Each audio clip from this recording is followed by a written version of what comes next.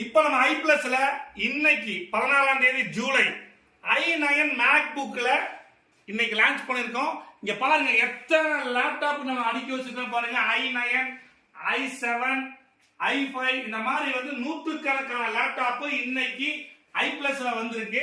Very slim 15.6 inch ஸ்கிரீனோட 4GB graphics கார்டோட நம்ம வந்து இன்னைக்கு ஐ பிளஸ்ல வந்து ஆப்பிள் MacBook Pro கொடுக்குறோம். இந்த லேப்டாப் நீ வாங்கணும்னா குறைஞ்சது 2 லட்சம் ரூபாய்க்கு மேல வரும். ஆனா ஐ பிளஸ்ல மட்டும்தான் விலை குறைவாகும்.